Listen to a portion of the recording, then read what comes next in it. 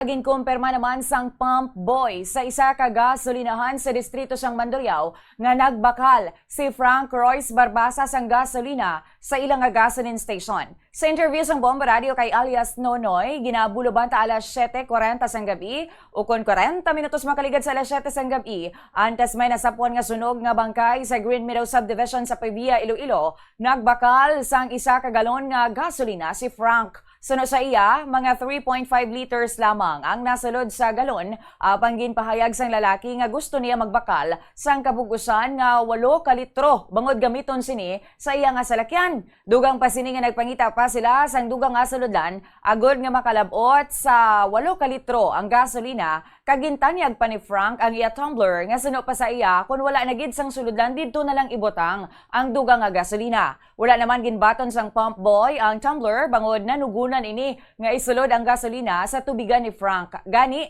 nga nagpangita pa sila sang dugang nga bulutangan. Ginpahayag man sini nga wala nakalabot sa 8 ka litro ang gasolina, kagyara lamang sa mga 7 ka litro ang ila nahatag kay Frank Royce bangod wala na gid sang sulodlan. Matapos ang pagbakal sini, nagbayad gilayon si Frank, kagin sulod sini gilayon ang gasolina sa backpack sini nga dala.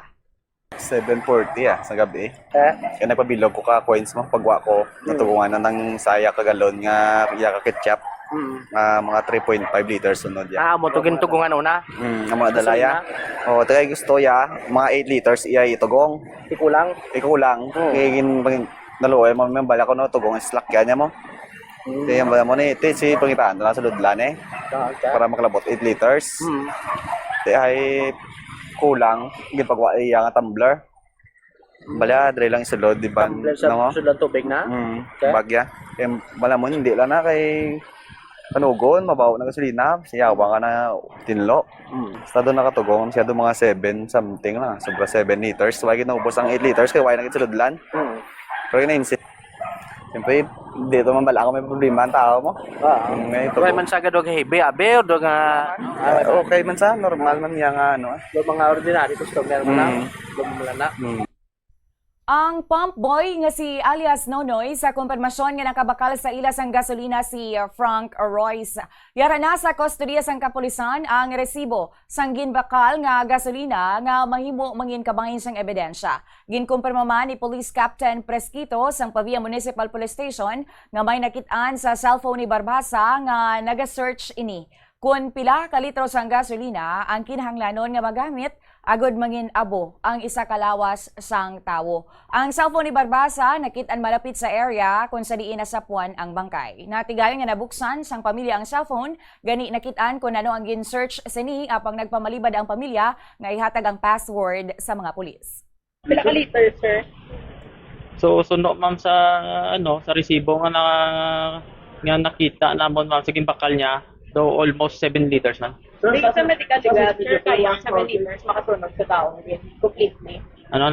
Based sa medical legal, makaya yan sa 7 liters yung masunog. Bigyan ang bilog sa lawas ng tao completely. Actually, na-istorya naman ng family, no? Nakita nila sa cellphone, nag-search siya kung pila ka litro ang dapat na-consume para maging abo. No? So, itungod kulang siguro sa sa gamit, ang nabakal niya isa 6.8 liters lang. Dining receipt nga ini, sir, ko ba? So, ara sa amon, ma'am, Di nyo nakuha pa rin, sir. dito sa gasolinahan. May possibility, sir, nga nag-inom sa tang bulong antes sa ginopra. So, wala, ma'am, wala na mention ni Doc Tugina.